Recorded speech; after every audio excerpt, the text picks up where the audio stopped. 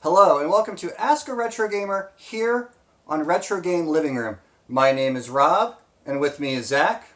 How's everyone doing? Pretty good, man. Thanks for asking. And today's question is why do you collect video games? Alright, Rob. Why do you collect video games?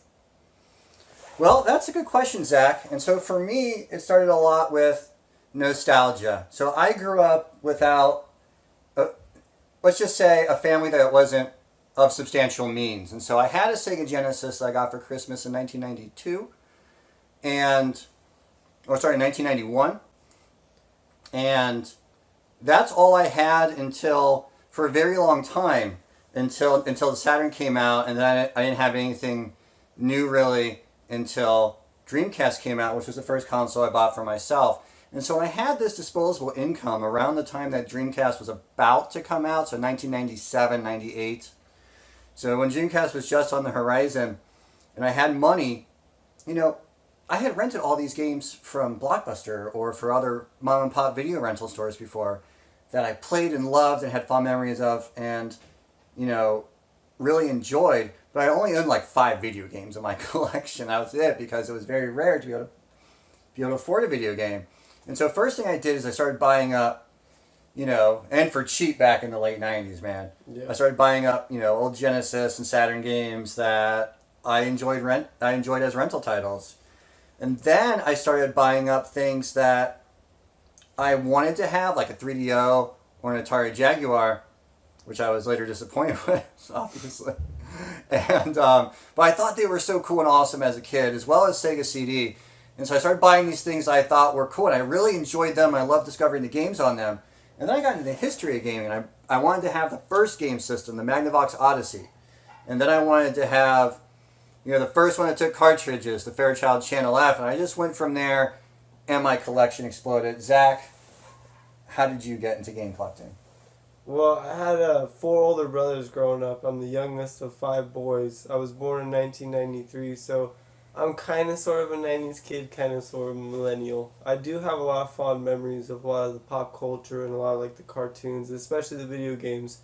One of my first encounters with the game system was the Sega Genesis, so I played a lot of Sega Genesis and the original PlayStation growing up, Sega! Tony Hawk, Tomb Raider, and Twisted Metal, honestly. Those were like the stuff I saw in the store. That's the stuff my brothers were talking about. South Park was a big deal. Obviously it still is, but I remember when South Park was even more taboo. Now everyone watches South Park. I remember when it was Yeah, I remember when it first came out, man. I can't believe I was in high school still. Uh-huh. And I had a South Park shirt on. And I couldn't believe how long South Park's been around. Yeah, it's amazing that it survived today, but we digress anyway. So, actually, when I got a little bit older, I started getting some disposable income, started getting my first jobs, and I wanted a Sega Genesis again, so I made my way to Fallout Games. It's one of the local game stores here in Arizona, and I picked up a Sega Genesis, and I picked up a 6-pack, and then that has 6 of the best games on Sega Genesis, so even to this day, I would recommend any of your first-time collectors or anyone who doesn't have a Sega Genesis yet, that would be a good place to start. Yeah, Genesis is a really good place to start because it's one of the lowest entry costs because Zach, you were telling me earlier that you can get a Genesis and a 6-pack for like $40. Yeah, definitely. And so that's 6 of the greatest hits already, and the system, and you're on your way. And a lot of the best games are super common. Sonic 1 super common, Streets of Rage is super common, Shinobi super common. Of course, those are all 6-pack games too. But you see my point. Mm-hmm. Even Vector Man is a super common game, and you can get a lot of great Genesis games for under $10. So yeah, absolutely. So it's a really great library, and definitely under 20. Yeah. Hundreds under 20. Yeah, even complete huge box. Library, yeah. I mean, you're really not going to be able to get complete box games for any cheaper.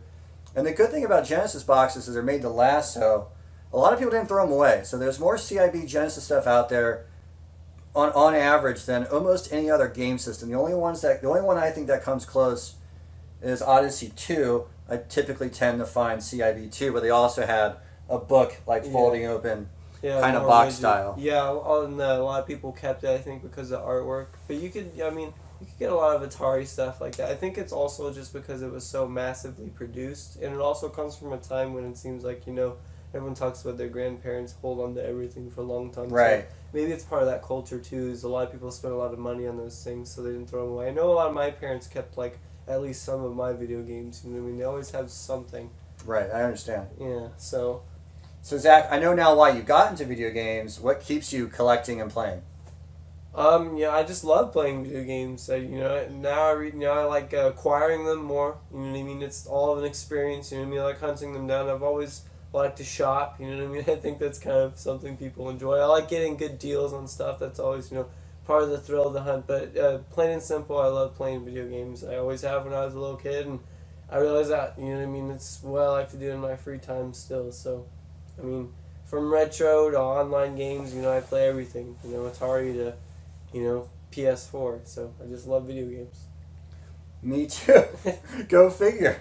Yeah. So yeah, obviously that all keeps me playing and collecting, and I really love two things about the hobby.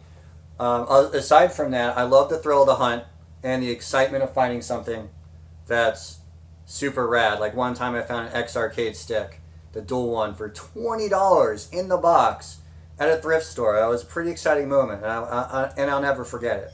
It'll stick with me forever. Another thing I love is discovering the history of other consoles.